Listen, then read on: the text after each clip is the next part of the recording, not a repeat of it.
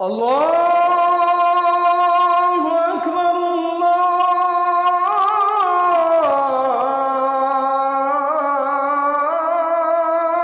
আকবার। فلا وربك لا يؤمنون حتى يحكموك فيما شجر بينهم ثم لا يجدوا في أنفسهم حرجا مما قضيت ويسلموا تسليما ও নবী, ফালা ওয়া রাব্বিকা, আপনার রবের কসম, আপনার রব মানে আল্লাহর কসম করে আমি আল্লাহ নিজেই আপনাকে বলছি, ইসলাম গ্রহণের পরে আপনার বিচার যার ভালো লাগবে না, ইসলাম গ্রহণের পরে আপনার মতাদর্শ যার ভালো লাগবে না, ইসলাম গ্রহণের পরে আপনার কথা যার ভালো লাগবে না, নিঃসংকোচে আপনার পুরোটা যে মেনে নিতে পারবে না, আমি আল্লাহ কসম করে বললাম সে ইমানদার হতেই তো পারে নাই। ওমর তো কোনো ইমানদারকে হত্যা করে নাই, কারণ ইমানদারও যদি হতো তাহলে আপনার বিচারের বিরুদ্ধে অন্য কোথাও যেত না। তাহলে আপনি নিজের ইমানদার দাবি করেন অথচ রাসূলের রাজনীতি আপনার ভালো লাগে না। আপনি নিজের ইমানদার দাবি করেন, রাসূলের ব্যবসা নীতি আপনার ভালো লাগে না। আপনি নিজের ইমানদার দাবি করেন, রাসূলের সমাজনীতি আপনার ভালো লাগে না। আপনি রাসূলের রাজনৈতিক মতাদর্শ জানার পরেও এমন নেতার পেছনে দৌড়ান যেই নেতার সারাদিন মিথ্যা, চগলখুরি আর মানুষের হক নষ্ট করা দিয়ে ভরা। বিশ্বাস করেন ভাই, নামে হয়তো আপনি মুসলমান থাকতে পারবেন, কিন্তু ঈমান আনার পরে যদি রাসূলের জীবনের সাথে আপনার জীবন না মিলে, আল্লাহর দরবারে আপনিও তো মুসলমান হতে পারবেন না। মুহাম্মাদুর রাসূলুল্লাহর রাজনৈতিক মতাদর্শগুলো কি ছিল কোরআন এবং সুন্নাহ থেকে, আজ সময় এসেছে সেগুলো জানার এবং সেই পথে হাঁটার। তার কারণ হচ্ছে এ জাতি সময়ে পরিক্রমায় বহু মানুষের পেছনে ঘুরে ঘুরে জীবন নষ্ট করেছে, আশানুরূপ ভাগ্যের পরিবর্তন হয় নাই। কিন্তু মুহাম্মাদুর রাসূলুল্লাহ কি এমন ম্যাজিক্যাল ফর্মুলার মাধ্যমে মাত্র 10 বছরে জাহালাতের পরিবেশ দূর করে মদিনাকে এত চমৎকার ভাবে সাজিয়েছিলেন, যেখানে তিনি ইন্তেকালের পূর্বে বলেছিলেন, খায়রুল কুরুনি করনি, আমার মদিনা আর আমার যুগ হচ্ছে শ্রেষ্ঠ যুগ, দুনিয়াতে তোমরা পারলে এমন আরেকটা তৈরি করে দেখাও। সুবহানাল্লাহ। তাহলে রাসূল কিভাবে মদিনার সমাজ সাজিয়েছিলেন সেটা আজকে সংক্ষিপ্ত সময়ে আমি তুলে ধরব। আল্লাহ তাআলা সেগুলো আমাকে সহজে বলার, আপনাদেরকে বোঝার, শোনার এবং উভয়কে এর উপরে আমল করার তৌফিক দান করুন। আমরা একটা কথা জানি যে পৃথিবীর প্রথম লিখিত সংবিধানের নাম হচ্ছে মদিনা সনদ। জোরে বলেন তো, পৃথিবীর প্রথম লিখিত সংবিধানের নাম কি? এর পূর্বে পৃথিবীতে কোনো রাজনৈতিক দল কিংবা নেতা কিংবা কোনো দেশের প্রধানমন্ত্রী নিজস্ব কোনো সংবিধান তৈরি করতে পারে নাই। রাসূল যখন মদিনাতে গেলেন, যাওয়ার পরে দেখলেন সেখানে বহু জাতিক মানুষের বসবাস। মোস্ট অফ দ্য পিপল ইয়াহুদি, কিছু পৌত্তলিক মুশরিক আর অল্প সংখ্যক কিছু নব মুসলিম। ইয়াহুদি, খ্রিস্টান, মুশরিক, মুসলিম, কয়েক ধরনের মানুষের বসবাস সেখানে। বহুজাতিক সমাজ। একটা বহুজাতিক সমাজে তিনি কিভাবে কাজ করা শুরু করলেন দেখেন। রাসূল সেখানে গিয়ে চিন্তা করলেন এই মানুষগুলোকে নিয়ে ঐক্যবদ্ধভাবে একটা শান্তির সমাজ কায়েম করতে হবে, যে সমাজে গোত্রে গোত্রে বিভেদ থাকবে না, যে সমাজে অন্যায় থাকবে না, অবিচার থাকবে না। এই জন্য তিনি একটি লিখিত সংবিধান প্রণয়ন করলেন, তার নাম দিলেন দাস্তুরুল মদিনা, কনস্টিটিউশন অফ মদিনা তথা মদিনা সনদ। সেই মদিনা সনদে রাসূল 47টি ধারা উল্লেখ করলেন। কয়টা ধারা? 47টা ধারা। এখন 47টা ধারার এক একটা ধারা নিয়ে আলাদা আলোচনা করা যায়, তবে সুযোগ আমাদের নাই। এখন 47টা ধারা নিয়ে আলোচনা যদি করতে চান মিনিমাম 6-7 ঘন্টা সময় লাগবে। এত সময় যেহেতু আমাদের নাই, 47টি ধারা আমরা বাদ দিলাম। কারণ আমাদের বাড়িতে মা বোনেরা যখন ভাত রান্না করে 1-1.5 কেজি চালের, তখন পুরো হাড়ির ভাত হইছে কিনা এটা বোঝার জন্য সবগুলো ভাত টিপে দেখা দরকার নাই, 2-1টা টিপে দেখলেই যথেষ্ট হয়ে যায়। এখন রাসূলের সংবিধান কেমন ছিল এটা জানার জন্য 47টাকে আলোচনায় আনা দরকার নাই, 2-4-5টা আলোচনা করলে বোঝা যায় বাকিগুলা কেমন ছিল। কথা কি ঠিক কিনা? রাসূলের সংবিধানের 5টি ধারা উল্লেখ করব, যে 5টি ধারা আমাদের সমাজে থাকলে সোনার মদিনার মতো আল্লাহ তাআলা সোনার বাংলাকে সুন্দর করে দিতে পারবেন। বেশি ধারা বলবো না। কয়টা ধারা বলবো? আমার বানানো? বুঝেন নাই? এই ধারাগুলো কি আমার বানানো? তাহলে কে দিয়েছিলেন? মাশাআল্লাহ, রাসূল এই ধারাগুলো উল্লেখ করেছিলেন। তবে একটা ধারাও কোরআন হাদিস বহির্ভূত না, প্রতিটি ধারায় কোরআন হাদিস থেকে নেওয়া। সুবহানাল্লাহ। মদিনা সনদে রাসূল 1 নাম্বার ধারা পেশ করলেন। ও মুসলমান, রাসূলের রাজনৈতিক প্রজ্ঞা দেখেন, রাসূলের রাজনৈতিক মতাদর্শ দেখুন। কারণ আপনার নবী শুধুমাত্র আপনার মসজিদের ইমাম নন, আপনার নবী আপনার সমাজেরও ইমাম। আপনি মসজিদে যে নবীকে অনুসরণ করে নামাজ পড়ছেন, আপনি যদি সমাজে ব্যবসা করেন, মুহাম্মদুর রাসূলুল্লাহর ব্যবসা নীতি আপনাকে ফলো করতে হবে। আপনি যদি চাকরি করেন, তাহলে তিনি কিভাবে মা খাদিজাতুল কুবরার আন্ডারে চাকরি করেছিলেন সেটা ফলো করতে হবে। আপনি যদি রাজনীতি করতে যান, তাহলে আদর্শ রাজনীতিবিদ হতে হলে মুহাম্মদুর রাসূলুল্লাহর রাজনৈতিক জীবন অনুসরণ করতে হবে। এছাড়া আপনার রাজনীতি ফালা ইউকবালা মিন, আল্লাহ বলে আমি গ্রহণ করব না। ওয়া হুয়া ফিল আখিরাতি মিনাল খাসিরিন, একদম ক্ষতিগ্রস্তদের মধ্যে ছেড়ে দেবে। রাসূলের মদিনার সংবিধানের 1 নাম্বার ধারা রাসূল উল্লেখ করে দিলেন।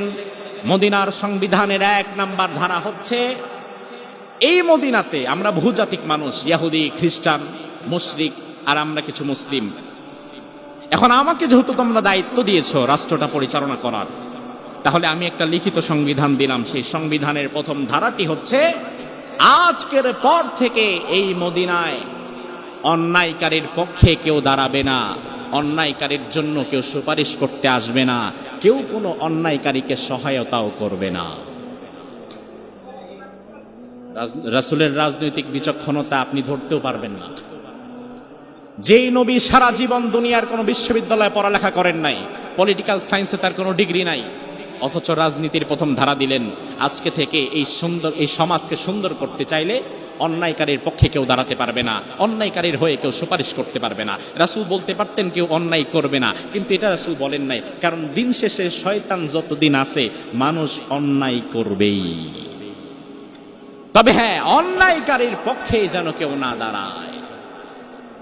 আমার ভাইরা, একটু বিবেকের কান দিয়ে বুঝবেন, রাসূল যেটা মুখে বলেছিলেন মদিনার সমাজে সেটা কি বাস্তবায়ন ছিল নাকি মুখের কথা?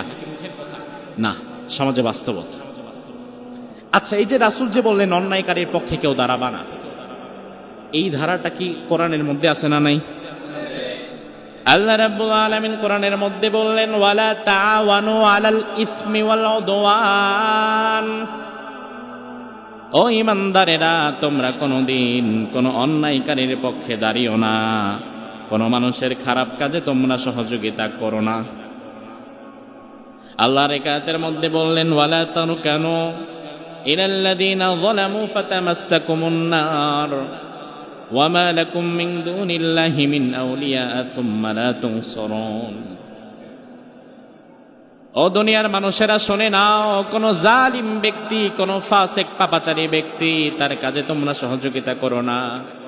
তোমরা যদি কোনো অন্যায়কারীর কাজে সহযোগিতা করো, তাহলে অন্যায়কারী অন্যায় করে যেই জাহান্নামে যাবে, তুমি সহযোগিতা করার কারণে তোমারও সেই জাহান্নামে যাওয়া লাগবে।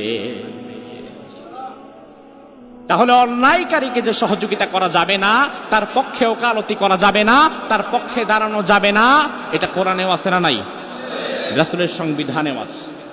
এখন প্রশ্ন আপনার কাছে, আপনার সমাজে আছে কিনা? আপনার সমাজে আছে? বরং এই সমাজে ক্ষমতাবানদের ছত্র ছায়ায় অন্যায়কারীরা শিশুর মতো লালিত পালিত হয়। অন্যায়কারী এখানে তাকে শেল্টার দেওয়ার মতো লোক আছে, অন্যায়কারীকে প্রতিপালন করার মতো লোক আছে। তবে আপনি যদি মুহাম্মদুর রাসূলুল্লাহকে আপনার ইমাম বানান, সেই নবীর উম্মত যদি আপনি হন, মদিনার সমাজের মতো যদি আপনার সমাজটাকেও সুন্দর করতে চান, তবে এই ধারা থেকে আপনাকে শিক্ষা নেওয়া লাগবে। আজকের পর থেকে রাসূলুল্লাহর আদর্শ অনুযায়ী সিরাতের এই পয়েন্ট আমি জেনেছি। আজকের পর থেকে আমি যেই দলের কর্মী, আমার দল অন্যায় করলে আমি কর্মী হিসাবে দলের সেই অন্যায় সমর্থন করব না।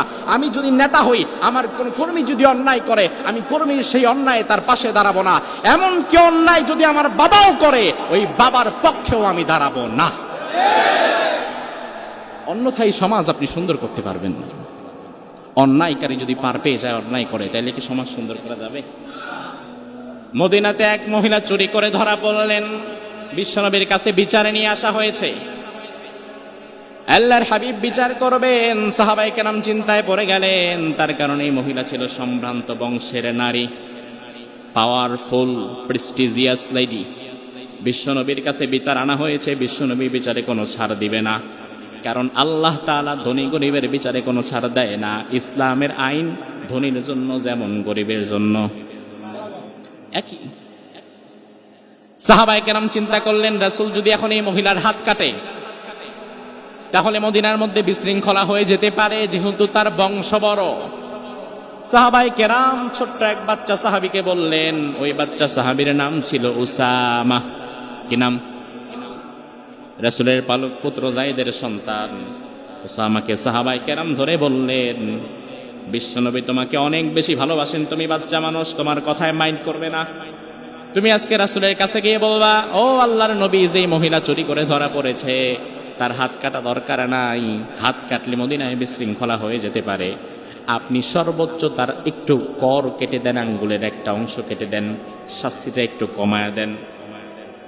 ওই বাচ্চা সাহাবী রাসূলের কোলে যখন উঠলেন, কথায় কথায় হাসতে হাসতে বলে ফেললেন, যে মহিলার হাত কাটলে মদিনাতে বিশৃঙ্খলা হয়ে যাবে, হাত কাটা দরকার নাই, আঙ্গুলের একটু অংশ কেটে দেন। বিশ্বনবী বুঝতে পারলেন এই ছেলের বয়স যা, এই ছেলের ওজন যা, কথার ওজন তো তার চেয়ে বেশি। বয়স হয় নাই 4-5 বছর, কোন কাজ করলে সমাজে বিশৃঙ্খলা হবে সেটা এই বাচ্চা বুঝলো কেমনে? তার মানে এটা বাচ্চার কথা না, বাচ্চার বাপ চাচার শিখায় দেওয়া কথা। আল্লাহর হাবিবের প্রতিক্রিয়া কি হলো দেখেন। সুম্মা কামা ফাখতাতাবা, তিনি দাঁড়িয়ে গেলেন, বাচ্চাকে কোল থেকে সরায় দিলেন। সাহাবায়ে কেরামকে বললেন, এই সাহাবীরা এদিকে আসো। সাহাবায়ে কেরাম ভয় পেয়ে গেলেন, রাসূল দেখি হঠাৎ করে রেগে গিয়েছেন। কারণ রাসূল তো স্বাভাবিকত হঠাৎ রেগে যান না। সহজ সরল মানুষ যারা স্বাভাবিকত রাগে না, তারা যদি আবার রাগে তাইলে বেশি রাগে না। আল্লাহর হাবিব বললেন, সাহাবীরা শোনো, আতাশফাউ ফি হাদ্দিম মিন হুদুদিল্লাহি তাআলা, যেই বিষয়ে আল্লাহ কোরআনের আয়াত নাজিল করে জানিয়ে দিয়েছেন চুরি যেই করবে তার হাত কেটে নেওয়া হবে, ওই বিষয়ে সুপারিশ করার মতো ধৃষ্টতা পেলে কোথায়? ও সাহাবীরা, তোমরা কি ভুলে গিয়েছো নাকি আমি নবীর সংবিধানে কি ধারা উল্লেখ করা আছে? অন্যায়কারীর পক্ষে কেউ দাঁড়াতে পারবে না। সাহাবায়ে কেরাম ভয় থরথর করে কাঁপছেন। বিশ্বনবী এবার বললেন, ও সাহাবীরা শুনে নাও, ওয়াল্লাহি লাউ আন্না ফাতিমাতা বিনত মুহাম্মাদিন সারাকাত লাকাতাতু ইয়াদাহা, আজকে এই মহিলার জায়গায় আমি নবীর মেয়ে ফাতেমাও যদি চুরি করে ধরা পড়তো, আমি নবী তোমাদের সামনে ফাতেমার হাতটাও কেটে দিতাম। তার মানে ইসলামের কাছে কোনো ধনী গরিব উঁচু নিচুর কোনো পার্থক্য নাই। বিশ্বনবী আইন করে দিলেন, আমাদের মদিনায় অন্যায়কারীর পক্ষে আমরা কেউ দাঁড়াবো না। সুবহানাল্লাহ। এই আইনটা যদি বাংলাদেশে আমরা করতে পারতাম সাংবিধানিকভাবে এবং সেটা প্রয়োগ করতে পারতাম, তাহলে সমাজে অন্যায় অবিচার কি কমতো না বাড়তো? অবশ্যই, ডেফিনেটলি কমে যেত, এটা পরীক্ষিত।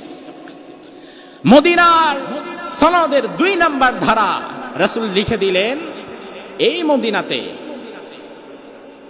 প্রত্যেক মানুষ নিজ নিজ ধর্মের স্বাধীনতা পাবে। খ্রিস্টান সে তার ধর্ম পালন করবে, ইহুদি সে তার ধর্ম পালন করবে, আমরা আমাদের ধর্ম পালন করব। কেউ কারো ধর্মে জবরদস্ত একটা বিষয় চাপিয়ে দেব না। এই আলোচনা করার কারণ, রাসূলের সমাজ যেমন বহুজাতিক সমাজ ছিল, আমাদের সমাজটাও কিন্তু বহুজাতিক সমাজ। এখানে হিন্দু আমাদের পাশে আছে না? খ্রিস্টান বাংলাদেশে কিছু আছে না? আবার বৌদ্ধ আছে না?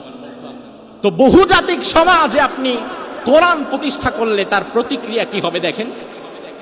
রাসূল বলল, আমরা প্রত্যেকেই নিজ নিজ ধর্মের স্বাধীন, কেউ কারো ধর্ম অন্য কারো উপর চাপিয়ে দেব না।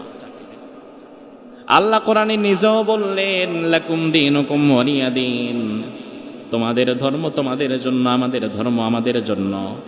লা ইকরাহা ফিদ্দীন, ধর্মের ব্যাপারে কোনো বাড়াবাড়ি নাই। এজন্য আমার ভাইরা একটা বিষয় ভালো করে লক্ষ্য রাখবেন, বাংলাদেশে যদি কখনো কোরআন প্রতিষ্ঠা হয়ে যায় রাসূলের সমাজের মতো করে, তাহলে অতীতের যে কোনো সময়ের চাইতে ভিন্ন ধর্মাবলম্বী মানুষগুলো বাংলাদেশে সব চাইতে বেশি নিরাপদ এবং ভালো থাকবে। এখন আমাদের রাজনৈতিক নেতারা তাদেরকে উল্টা বুঝ দেয় যে হুজুররা যাই বলুক, মুসলমানেরা যাই বলুক, তারা ইসলাম চাইতেই পারে, তারা কোরআন চাইতেই পারে। তোমরা হিন্দু যারা আছো, তোমরা যারা সংখ্যালঘু আছো, তোমরা কিন্তু তাদের কথায় কান দিয়ে আবার ইসলামের দিকে ঝুঁকে যেও না। তার কারণ ইসলাম আসলে কিন্তু আবার তোমরা বাঁচবা না, পালায় দিল্লি চলে যেতে হবে, ভারত চলে যেতে হবে, বাঁচবা না তো। এই সমস্ত বুঝ সংখ্যালঘুদেরকে দেয়। অথচ এই পাগল ছাগল মূর্খ নেতারা জানে না যে মুহাম্মদুর রাসূলুল্লাহর সমাজে তো মুসলমানের চাইতে মুশরিকের সংখ্যা বেশি ছিল, ইহুদির সংখ্যা তো বেশি ছিল। তিনি তো সেখানে কোরআন প্রতিষ্ঠা করেছিলেন। বিশ্বাস করেন, ইসলাম যদি কখনো বাংলাদেশে প্রতিষ্ঠা হয়, কোন একটা মন্দিরে কি আঘাত করা হবে? কোন মূর্তি ভেঙে ফেলা হবে? হিন্দুরা তাদের প্রয়োজনে তাদের মন্দিরে একটার জায়গায় যদি 100 মূর্তিও বানায়, ইসলামের কি কোনো নিষেধ আছে? না, আমাদের কোনো সমস্যা। তবে আমাদের সমস্যার জায়গা হচ্ছে আরেকটা, যখন মন্দিরের মূর্তি আবার কারো বাপ অথবা কারো স্বামীর ভাস্কর্য হয়ে রাস্তার মোড়ে দাঁড়ায় যায়, তখন সমস্যা। এছাড়া আপনি মন্দিরের ভেতরে মূর্তি একটার জায়গায় 10টা বানান, আমার সমস্যা। এই জন্য ইসলাম আসলে, ইসলাম আপনাকে কোনো ক্ষতি করবে না। এই কথাগুলো যারা বলে তারা মূলত মানুষকে ইসলামের পথ থেকে সরিয়ে ফেলার জন্য চেষ্টা করে। 3 নাম্বার, মদিনা সনদে রাসূলের লিখিত 3 নাম্বার সংবিধান ছিল, এই মদিনার বাসিন্দা আমরা যারা আছি, আমরা একের বিরুদ্ধে গোপনে শত্রুতা করব না এবং গোপনে রাষ্ট্রের কোনো ক্ষতি করব না। 55 বছরের বাংলাদেশটা শুধু এজন্যই আগাতে পারে নাই, বারংবার এদেশের ক্ষমতায় যারা গিয়েছে তারা পার্শ্ববর্তী দেশের সাথে শত্রুতা করে ক্ষমতায় টিকে থাকার জন্য গোটা দেশটাকে ভাঙ্গা থালা বানায় ফেলছে। রাসূল আইন করে দিয়েছেন, এই সাবধান, মদিনাতে যেই ধর্মের মানুষ আছো সাবধান হয়ে যাও, নিজের দেশের বিরুদ্ধে গোপন কোনো চক্রান্ত বাহিরে চলবে না। যদি করো, সে যেই ধর্মের হোক না কেন, তাকে এনে আমরা শাস্তি দেব। আমার ভাইরা, এখনো এই বাংলাদেশের বয়স তো 55 বছর হয়ে গেল, 55 বছরেও কেন আমরা মাথা তুলে দাঁড়াতে পারলাম না? এখনো কেন একটা প্রজেক্টের কাজ হাতে নিতে গেলে, একটা ব্রিজ কালভার্ট বানাতে গেলে, বড় একটা প্রজেক্ট হাতে নিতে গেলে এখনো আমাদেরকে বিশ্ব ব্যাংকের কাছে ভিক্ষার ঝুড়ি নিয়ে দাঁড়ায় থাকতে হয়? এখনো কোন ব্যাংক ঋণ দিবে না দিবে সেজন্য ঘুরতে হয়? কেন? এমন তো হওয়ার দরকার ছিল না। আমি গত মাসে ছিলাম মালয়েশিয়াতে, মাহফিল করলাম, মালয়েশিয়ার হাজার হাজার কিলোমিটার সফর করলাম। মালয়েশিয়ানদেরকে আমি জিজ্ঞেস করলাম, দেশটা স্বাধীন হয়েছে কবে? বললো, আমাদের দেশ আগে আপনাদের বাংলাদেশ যেমন ব্রিটিশরা স্বাধীন শাসন করেছে, আমাদেরটাও ব্রিটিশ উপনিবেশ ছিল। আমরা ব্রিটিশদের কাছ থেকে 1957 সালে স্বাধীনতা লাভ করি, আর আমরা 47-এ, এরপরে আবার পাকিস্তান থেকে 71-এ, ধরেন 71টাই ধরেন, 71 থেকে 2025 55 বছর, আর 57 থেকে 25 68 বছর। 55 বছরে আমাদের অর্জন কতটুকু? আর 68 বছরে মালয়েশিয়া পৃথিবীর প্রথম সারির রাষ্ট্রদেরকে টক্কর দিতে পারে। মালয়েশিয়াকে বলা হয় এশিয়ার ইউরোপ, এতটা এগিয়ে গিয়েছে। আমি বললাম, কিভাবে সম্ভব? আপনাদের দেশে কি দুর্নীতি নাই? বলে, দুর্নীতি একদমই নাই, মানুষ যে ফেরেশতা এমনটি বলবো না, তবে সেন্ট্রাল পর্যায়ে, বড় পর্যায়ে বিরাট আকারের দুর্নীতি খুব একটা হয় না, এবং কেউ যদি 2-4-500 কোটি কামায়ও, সেটা নিজের দেশের বাহিরে না নিয়ে নিজের দেশেই কাজে লাগায়। ভালো করে বোঝাই, আগে আল্লাহু আকবার বলেন, আগে বুঝেন বিষয়টা। বিষয় হচ্ছে, এক ব্যক্তি ধরেন 500 কোটি টাকা দুর্নীতি করে, চুরি করে কামাইছে, জনগণের হক নষ্ট করছে, কিন্তু সে যদি এই টাকাটা নিজের দেশে মিল ইন্ডাস্ট্রি বানায় কাজে লাগায়, তাহলে আলটিমেটলি যেটা হলো দেশের সম্পদ কিন্তু দেশের মধ্যেই রয়ে গেল, দেশের মধ্যে কিছু মানুষের কর্মসংস্থানের সৃষ্টি হলো। সে ব্যক্তিগতভাবে অপরাধ করছে, কিন্তু দেশের খুব একটা ক্ষতি হয় নাই। কিন্তু যে দেশের সম্পদ চুরি করে বিদেশে পাচার করে কানাডার বেগম পাড়ায় বাড়ি বানায় ফেলে, তখন তো দেশের একটা অংশ ছিঁড়ে যায়, ক্ষতি হয়ে যায়। তা আমি বললাম তাই নাকি? বলে হ্যাঁ হুজুর। আমি বললাম যেমন? বললো যে আমাদের বিগত এক সময়কার প্রধানমন্ত্রী ইসমাইল সাবরি, মালয়েশিয়ার সাবেক প্রধানমন্ত্রী ইসমাইল সাবরি দুর্নীতি করে ধরা পড়েছে 170 মিলিয়ন রিঙ্গিত, বাংলা টাকায় 425 কোটি টাকা। এই টাকা সে নিজের দেশে কাজে লাগাইছে, এরপরে আবার ধরাও পড়ছে, জেলও খাটতেছে। আমি বললাম মাশাআল্লাহ, এই গল্প আমাদের শোনায় লাভ নাই, কারণ আমাদের সাবেক প্রধানমন্ত্রীর চাওয়ালা 500 কোটি মারে। আপনি তো 425 কোটি টাকার গল্প শোনাচ্ছেন প্রধানমন্ত্রী, আর আমাদের চাওয়ালাই তো 500 কোটি টাকার মালিক হয়। আমার ভাইরা, মূল কথা হচ্ছে নিজ দেশে থেকে ক্ষমতার লোভে অথবা যে কোনো ঠুনকো স্বার্থের জন্য যারা পার্শ্ববর্তী মানুষের সাথে গোপনে শত্রুতা করে, তাদের চাইতে বড় নিমক হারাম আল্লাহর আকাশের নিচে জমিনের উপরে আর কেউ নাই। এত বড় নিমক হারাম, এত বড় নিমক হারাম ব্রিটিশরাও না। ব্রিটিশ সারা পৃথিবী শাসন করেছে, সারা পৃথিবী থেকে ব্রিটিশ চুরিদারি করে নিয়ে নিয়ে ইংল্যান্ডকে তারা সাজিয়েছে, বাংলাদেশের সম্পদ চুরি করে তারা ইংল্যান্ডে নিয়ে সাজিয়েছে। আর বর্তমান যারা আছে এরা দেশের সম্পদ নিয়ে আরেক দেশে গিয়ে সাজায়। তাহলে এরা ব্রিটিশের চেয়ে খারাপ, আর আমরা ব্রিটিশের গালি দিই। আচ্ছা, এই যে রাসূল যে নিয়ম করলেন নিজ দেশের বিরুদ্ধে গোপনে কোনো শত্রুতা করা যাবে না, এটা কি কোরআনে আছে? আল্লাহ কোরআনের মধ্যে বললেন, ইন্নামান নাজওয়া মিনাশ শাইতানি লিয়াহজুনাল্লাযীনা আমানু ওয়া লাইসা বিদাররিহিম শাইআন ইল্লা বিইذনিল্লাহ ওয়া আলাল্লাহি ফালইয়াতাওয়াক্কালিল মুমিনুন। সুবহানাল্লাহ বলেন।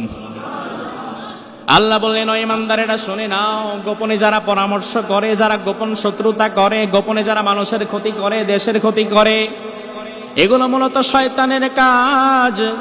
এই শয়তানের কাজ যারা করে তাদের সাথে তোমরা থেকো না, আর তোমরা তাদের কাজ দেখে ভয় পেয়ে যেও না। তোমরা যদি ইমানদার হয়ে আমি আল্লাহর প্রতি ভরসা করার মতো ভরসা করতে পারো, তাহলে ভেতর এবং বাহিরের সব শত্রুদের কাছ থেকে ইমানদারদের যিনি বাঁচিয়ে দিবেন তিনি কে? রাসূল এভাবে করে মদিনার সংবিধান সাজালেন। মুহাম্মাদুর রাসূলুল্লাহর মদিনা সনদের 4 নাম্বার চমৎকার একটা ধারা, যে ধারাটা অসাধারণ। ইসলাম শরিয়া যদি আপনি কখনো কোনোদিন কায়েম করতে নাও পারেন, ভালো করে বোঝেন, এই পয়েন্টটা ভালো করে বুঝবেন। শরিয়া যদি কোনোদিন পরিপূর্ণ কায়েম করতে নাও পারেন, পৃথিবীর অনেক দেশ আছে যেখানে শরিয়া কায়েম নাই, যেখানে ইসলাম প্রতিষ্ঠা হয় নাই, কিন্তু এই রাষ্ট্রগুলো সুন্দরভাবে এগিয়ে যাচ্ছে। তার একটাই কারণ, তারা ইনসাফ কায়েম করেছে। কথা বোঝেন? পৃথিবীর অনেক দেশ আছে যারা ইনসাফ কায়েম করেছে। অপরাধ যেই করবে শাস্তি সেই পাবে, সে চাই এমপির ছেলে হোক, মন্ত্রীর ছেলে হোক, আর গরিব মানুষের ছেলে হোক। এটাকে বলে ইনসাফ। এখন একটা দেশের মূল ভিত্তি থাকে ইনসাফের উপরে দাঁড়িয়ে। ইনসাফের পিলারটা যখন ভেঙে যায়, তখন পদ্মা সেতু 10টা দিলেও দেশের উপকার হয় না। ইনসাফ। মুহাম্মাদুর রাসূলুল্লাহ মদিনার সংবিধানের 4 নাম্বার ধারা লিখে দিলেন, যেই মদিনাতে বহুজাতিক মানুষের বসবাস, মুশরিক আছে, ইহুদি আছে, নাসারা আছে, আর আমরা কিছু মুসলমান। আমার সংবিধানের ধারা হচ্ছে, এই মদিনাতে অন্যায় যেই করবে সে ন্যায় বিচার পাবে। প্রত্যেক ধর্মের মানুষ এই মদিনাতে ন্যায় বিচার লাভ করবে, এটা তার অধিকার। সুবহানাল্লাহ। ন্যায় বিচার লাভ করবে, এটা তার অধিকার। অথচ ন্যায় বিচারটাকে এখন আমাদের সমাজে, আসলে বস্তুত আমাকে খুশি করার জন্য না, আপনি বাস্তবতা দেখে আল্লাহকে সাক্ষী রেখে বলেন তো, আমাদের সমাজে কি ন্যায় বিচার আছে? আমাদের সমাজের বিচার ব্যবস্থা কি ইনসাফ ভিত্তিক? আমাদের সংবিধানের আইন ও কানুন যা আছে, সংবিধানে আইন কানুন যে একবারে নাই এমন না, আছে, তবে কার্যকর না। আবার কার্যকর হয় গরিবের উপরে, ধনীর উপরে না। অর্থাৎ এই সমাজের বিচার ব্যবস্থা এবং এই সমাজের সংবিধান হয়ে গিয়েছে মাকড়সার জালের মতো। মাঝে মাঝে দেখবেন বাসার উপরে মাকড়সা জাল বানায়, ওই জালে কোনোদিন পরিষ্কার করতে যাওয়ার সময় দেখবেন পিঁপড়া 2-3টা আটকায় গেছে, মশাও 2-3টা আটকাইছে। পিঁপড়া আটকায়, মশা আটকায়, কারণ তারা দুর্বল। কিন্তু টিকটিকি মিয়া যদি দৌড় মারে তাইলে টিকটিকি আটকায় না, বরং তখন জালিয়ার থাকে না। এই সমাজের বিচার ব্যবস্থা এবং সংবিধান এমন ভাবে সাজানো, যেই সংবিধান এবং বিচার ব্যবস্থায় ধনীদের জন্য ফাঁক ফোকর রাখা হয়েছে। যেখানে গরিব মানুষেরা একই অপরাধ করবে তারা আটকে যাবে, রিক্সাওয়ালা মার্ডার করবে আটকে যাবে, কিন্তু ধনীর ছেলে, এমপি মন্ত্রীর ছেলে, ক্ষমতাবানের ছেলে অথবা ভাতিজা, সে যখন অন্যায় করবে মাকড়সার জালের মতো টিকটিকি দৌড় দিলে যেমন মাকড়সার জাল থাকে না, ধনী আর ক্ষমতাবানের অন্যায় করলে সংবিধানও তখন আর থাকে না। কথাগুলো খারাপ লাগতেছে না? আসলে আমি তো আপনাদের নিজেদের মানুষ, তো এজন্য ভালোবাসা নিয়ে নিজেদের পরিবর্তনের জন্য বলছি, কাউকে খোঁচা দেওয়ার জন্য। সূরা বাকারার কর্জে হাসানা সম্পর্কিত আয়াত যখন নাজিল হলো, আল্লাহ কোরআনের মধ্যে বললেন, মান যাল্লাযী ইউকরিদুল্লাহা করদান হাসানা ফায়ুদাইফাহু লাহু আদাফান কাসীরা। তোমাদের মধ্যে কে আছো যে আমি আল্লাহকে ঋণ দিয়ে সহযোগিতা করবে? তার মানে হচ্ছে আমি আল্লাহকে ঋণ দেওয়ার তো কোনো মাধ্যম নাই। তোমরা যদি দুনিয়াতে একজন অপরজনকে কর্জে হাসানা দাও, সুদমুক্ত ঋণ দাও, তাহলে আমি আল্লাহকে দিলে যা হবে ওই সব আমি তোমাদের আমলনামায় দিয়ে দেব। এর যখন নাজিল হলো, আবু বকর রাদিয়াল্লাহু আনহু রাস্তা দিয়ে যাচ্ছেন, পাশ দিয়ে এক ইহুদি যাচ্ছে। ওই ইহুদি আবু বকরকে শোনায় শোনায় বলতেছে, দেখো মুসলমানদের আল্লাহ নাকি ফকির, মুসলমানদের আল্লাহ নাকি মিসকিন, তার এখন ঋণ লাগে। মুসলমানদের আল্লাহ দেখি ফকির হয়ে গেছে, সে দেখে এখন টাকা পয়সা ছাড়া চলতে পারে না। নাউজুবিল্লাহ বলেন। আল্লাহ বলল কি আর ইহুদি জানো আর বুঝলো কি? এটা বলে বলে আবু বকর রাদিয়াল্লাহু আনহুকে শোনায় শোনায় কষ্ট দিচ্ছে। আমার ভাইরা জবাব দেন, আবু বকর মানুষটা কেমন? গরম না নরম? গরম না নরম?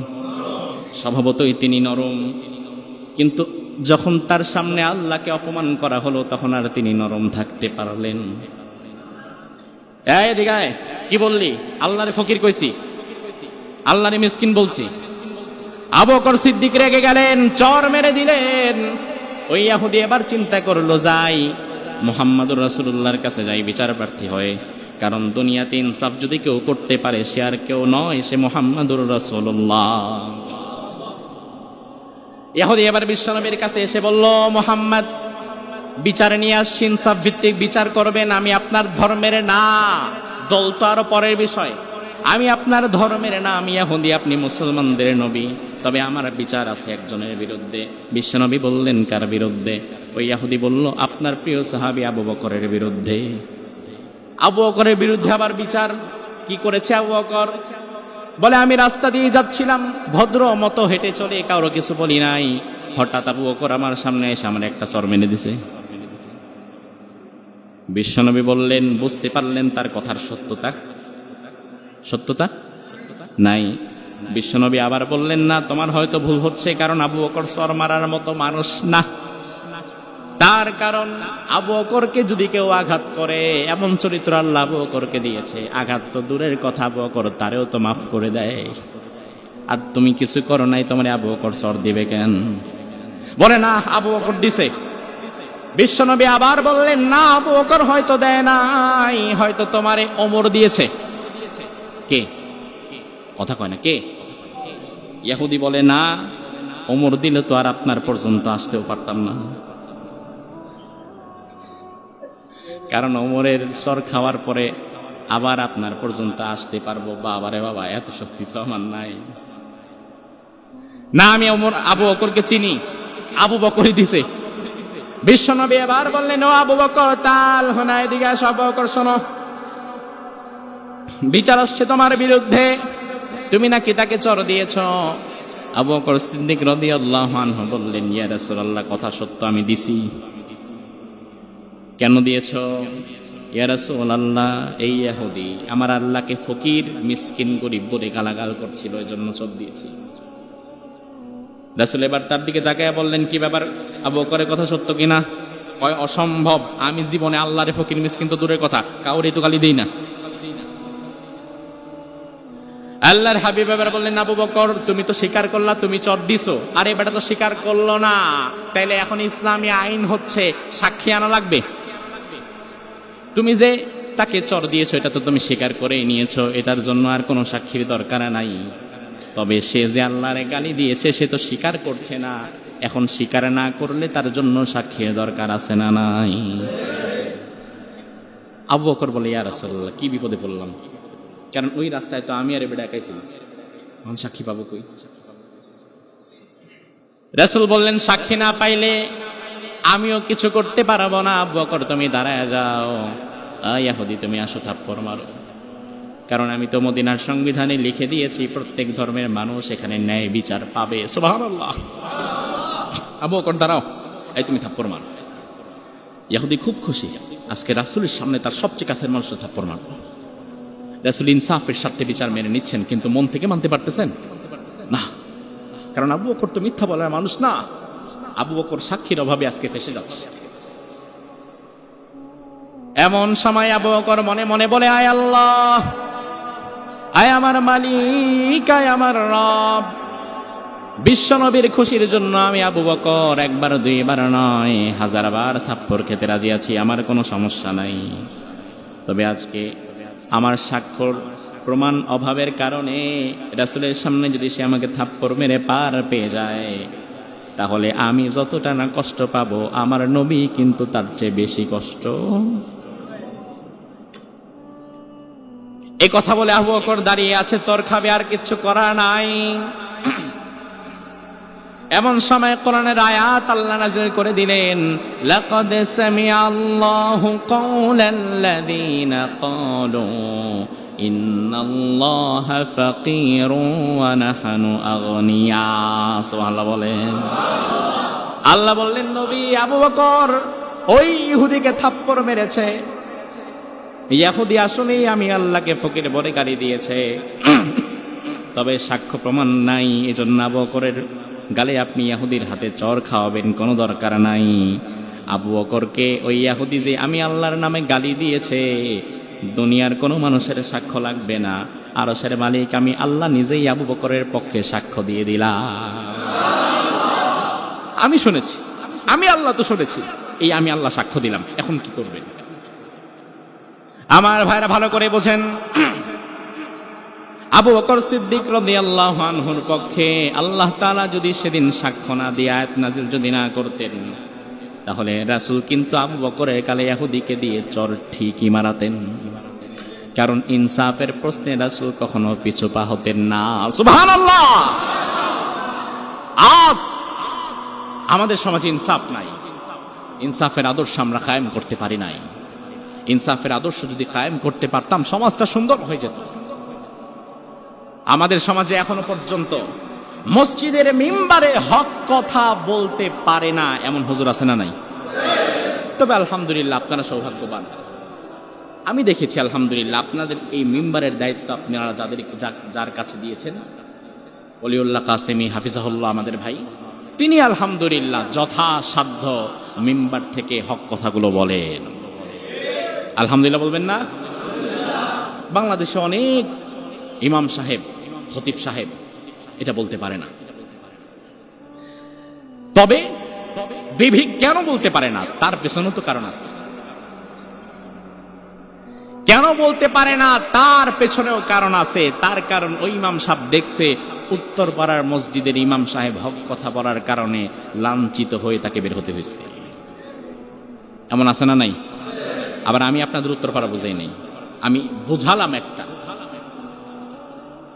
আমার ভাইরা ভালো করে শোনেন, মসজিদের মধ্যে ইমাম সাহেব কোরআন এবং সুন্নাহ থেকে হক কথা বলবে, যদি সেখানে কোন কমিটি সভাপতি কিংবা নেতৃস্থানীয় কোনো ব্যক্তিবর্গ বাধা দিতে আসে, মুসল্লিদের সম্মিলিত প্রতিরোধ গড়ে তুলতে হবে যে ইমামরে যে বাধা দিবে তার যোগ্যতা ইমামের চেয়ে বেশি হওয়া লাগবে। ইমাম সাহেব হুজুর সমস্যা নাই, আপনি আজকে থেকে নামাজ পড়ানো ছেড়ে দেন, আর কমিটির যে বাধা দিছে নামাজটা তুমি পড়াবা, এই জমান খুতবাটা তুমি দিবা, কালকে ফজর থেকে সভাপতি সাহেব নামাজে কিন্তু আপনারা দেখতে চাই, ইমামতির জায়গায় দাঁড়াবেন। সভাপতি, সেক্রেটারি, কেশিয়ার, অধ্যক্ষ যারা আছে, যোগ্যতা যদি না থাকে শুধু পালায় যাবে না, ওই রাত্রিবেলায় মোটামুটি 3 চিল্লার সাথী হয়ে এলাকা ছাড়বে। আগামী 3 মাসে এলাকার পরিস্থিতি শান্ত হওয়ার আগে ঢোকা যাবে না। আজ আমাদের খতিবেরা ইমামেরা হক কথা বলতে পারে না, তার কারণ মুসল্লিরা হকপন্থী ইমামের সাথে অনেকে থাকে না। আপনারা কেন থাকেন না? মুহাম্মাদুর রাসূলুল্লাহর মদিনা সনদের 5 নাম্বার যে সংবিধানের যে ধারা, যেটা বলে আলোচনা শেষ করব, 5 নাম্বার সংবিধানের ধারা মুহাম্মাদুর রাসূলুল্লাহ দাস্তুরুল মদিনা, মদিনার সংবিধানে লিখে দিয়েছিলেন, এই মদিনা রাষ্ট্রে আল্লাহ এবং তার রাসূলের কথাই হবে শেষ কথা। এর বাহিরে কোনো কথা, এর বাহিরে কোনো কথা। শুধু তাই না, আপনি যদি নিজেকে মুসলমান দাবি করেন, তাহলে মুসলমান হিসাবে আপনার জীবনেও শেষ কথা কোরআন এবং হাদিস। কথা কি ঠিক কিনা? এর বাহিরে কোনো কথা। আল্লাহ কোরআনের মধ্যে বললেন, ইয়া আইয়ুহাল্লাযীনা আমানু লা তুকদ্দিমু বাইনা ইয়াদাইল্লাহি ওয়া রাসূলিহি। ও ঈমানদারেরা, শুনে নাও ভালো করে, আল্লাহ এবং রাসূলের আগ বাড়িও না, আল্লাহ এবং রাসূলের সামনে তোমরা কদম দিও না, আল্লাহ এবং রাসূলের চিন্তার বাহিরে চিন্তা করো না, আল্লাহ এবং রাসূলের কথার বাহিরে তোমরা কথা বলো না। আল্লাহ এবং রাসূল যেখানে থামতে বলেছেন সেখানে থেমে যাও, যেখানে চলতে বলেছেন সেখানে চলা শুরু করো। কার কথা? মদিনাতে 2 জন মুসলিম রাসূলের কাছে বিচার নিয়ে গেলেন, খেতে পানি দিতে ঝামেলা হয়েছে, 2 জনের মধ্যে ঝামেলা। বিশ্বনবী একজনের পক্ষে বিচার করলেন যে তুমি আগে পানি দিবা, তুমি পরে দিবা। যাকে পরে দিতে বলেছে সে রেগে গেল, সে রাসূলের বিচার মানল না। এবার সে আবু বকর সিদ্দিকের কাছে চলে গেল, আপনি বিচার করে দেন। আবু বকর সিদ্দিক বলল, রাসূল বিচার করার পরে বিচার করার কোনো ক্ষমতা আর আমার নাই। এবার এই 2 ব্যক্তি আবার চলে গেল ওমরে ফারুকের কাছে, গিয়ে বলল, ওমর, একটা বিচার রিভিউ করা লাগবে। হাইকোর্ট রায় দিয়েছে, সুপ্রিম কোর্ট আবার রায় বাতিল করে দেয়, এমন ক্ষমতা সুপ্রিম কোর্টের আছে। তবে রাসূল যদি কোনো রায় দেয়, ওই রায়ের উপরে কলম ধরার মতো ক্ষমতা দুনিয়াতে কারো আছে নাকি? ওমর বললেন, সমস্যা নাই, তবে আমরা আগে জানতে হবে প্রথম বিচারের রায় দিয়েছে কে। ওই ব্যক্তি বলল, প্রথম বিচারের রায় দিয়েছে মুহাম্মাদুর রাসূলুল্লাহ। ওমরে ফারুক এবার বললেন, বলো কি, রাসূল বিচার করার পরে তুমি আবার আমার কাছে আসছো, তার মানে আমার বিচার কি রাসূলের চেয়ে ভালো হবে? বলে, হ্যাঁ, রাসূলের বিচার আমার ভালো লাগে নাই। তাইলে তুমি কি চাও? আমি আপনার থেকে আরেকটা বিচার চাই। তার মানে বিচারটা এবার যেন আপনি আমার পক্ষেই দিবেন। ওমরে ফারুক বললেন, ঠিক আছে, দাঁড়াও, বিচার আমি করছি, ঘরের থেকে একটু আসতেছি। ঘরের ভেতরে গেলেন, তলোয়ার হাতে নিলেন, খোলা তলোয়ার নিয়ে এসে ওই ব্যক্তি যার বিচার ভালো লাগে নাই তার কল্লাটা আলাদা করে ফেললেন। এবার ওই ব্যক্তির বংশধরেরা রাসূলের কাছে গিয়ে বলল, আপনার ওমর তো একজন মুসলমান হত্যা করে ফেলেছে, তাহলে কিসাস চাই, দিয়ত চাই, রক্তমূল্য চাই। ওমর যেইভাবে আমাদের মুসলমান ভাইকে মেরেছে, আমরা ওমরকে সেভাবে মারতে চাই। আল্লাহর হাবিব বললেন, লা আযুন্নান্না ওমর কাতালা মুসলিমান, আমি তো ভাবতেই পারি না আমার ওমর একটা মুসলমানকে হত্যা করবে। কিছুই করা নাই, ইনসাফ করা লাগবে। ওমর যেভাবে হত্যা করেছে তারও তো হত্যা করা লাগবে, কারণ ওমর যেহেতু মুসলমান হত্যা করেছে। এমন সময় আল্লাহ কোরআনের আয়াত নাযিল করে জানিয়ে দিলেন, নবী, ফালা ওয়া রাব্বিকা লা ইউমিনুন হাত্তা ইউহাক্কিমুকা ফীমা শাজারা বাইনাহুম সুম্মা লা ইয়াজিদু ফি আনফুসিহিম হারাজাম মিম্মা কাদাইতা ওয়া ইউসাল্লিমু তাসলিমা।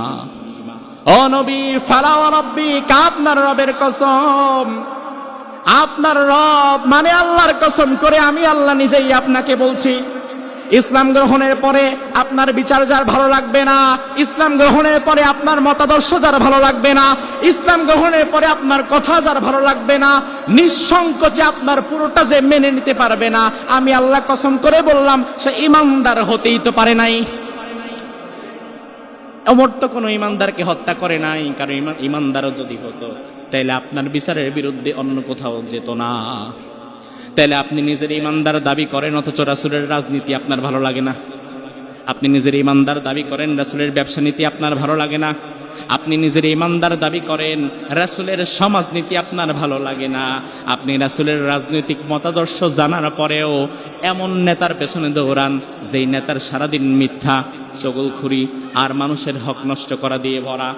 বিশ্বাস করেন ভাই, নামে হতো আপনি মুসলমান থাকতে পারবেন, কিন্তু ঈমান আনার পরে যদি রাসূলের জীবনের সাথে আপনার জীবন না মিলে, আল্লাহর দরবারে আপনিও তো মুসলমান হতে পারবেন না। আল্লাহ সুবহানাহু ওয়া তাআলা রাসূলের রাজনৈতিক মতাদর্শ যে 5টি আমরা আলোচনা করলাম সিরাতের অংশ হিসেবে, দস্তুরুল মদিনা, মদিনা সনদ থেকে, এর উপরে আল্লাহ তাআলা আমাদের আমল করার তৌফিক দান করুক। আমরা বলি আমিন। হাদা মা ইনদি ওয়াল ইলমু ইনদাল্লাহ আলাইহি তাওয়াক্কালতু ওয়া ইলাইহি উনীব।